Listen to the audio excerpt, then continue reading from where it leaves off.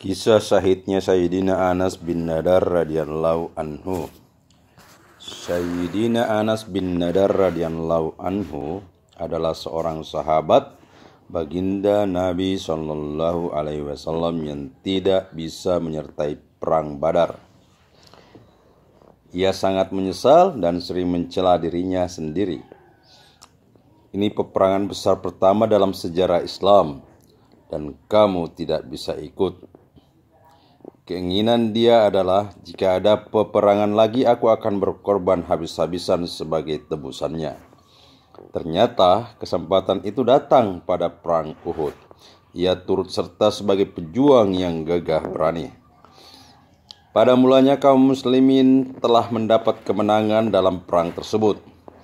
Namun karena suatu kehilafan, kaum muslimin menderita kekalahan pada akhir perang.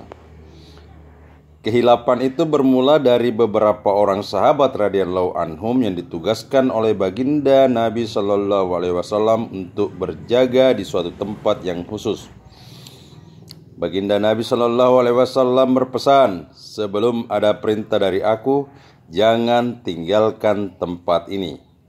Musuh dapat menyerang dari sini. Ketika permulaan perang, kaum muslimin memperoleh kemenangan.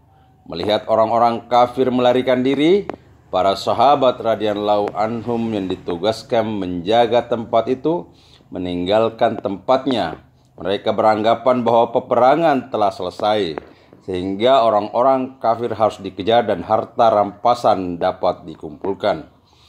Sebenarnya pimpinan pasukan penjaga ini sudah melarang dan mengingatkan pesan baginda Nabi Shallallahu Alaihi Wasallam. Kalian jangan meninggalkan tempat ini. Akan tetapi mereka menduga perintah baginda Nabi Shallallahu Alaihi Wasallam hanya berlaku ketika perang berlangsung. Oleh karena itu mereka pun turun dari sana.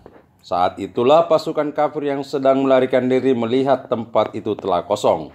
Mereka segera kembali dan menyerang kaum muslimin dari arah sana. Hal ini sama sekali tidak diduga oleh kaum muslimin sehingga mereka terdesak karena serangan tiba-tiba itu dan terjepit di antara dua kepungan orang-orang kafir. Karena itulah mereka berhamburan ke sana kemari dalam keadaan panik. Sayyidina Anas bin Nadar radhiyallahu anhu melihat Sayyidina Sa'ad bin Mu'az radhiyallahu anhu datang dari arah depan. Sayyidina Anas radhiyallahu anhu berkata, "Hai Sa'ad, mau kemana engkau? Demi Allah aku mencium harum surga datang dari arah Uhud." Setelah berkata demikian, ia mengacungkan pedang di tangannya dan merangsek ke tengah kaum kafir dengan bertekad tidak akan kembali sebelum syahid. Selepas kesahidannya, tubuhnya diperiksa sudah rusak. Terdapat lebih 80 luka akibat tebasan pedang dan panah di tubuhnya. Hanya saudara wanitanya yang dapat mengenalnya melalui ujung jari-jari tangannya. Faedah: orang yang ikhlas dan bersungguh-sungguh menunaikan perintah Allah Subhanahu wa taala, ketika di dunia pun Allah Subhanahu wa taala memberinya kesempatan untuk merasakan nikmatnya surga.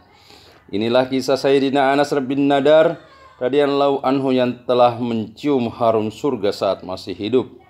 Jika keikhlasan sudah tertanam pada diri seseorang, nikmat surga pun akan dirasakan di dunia.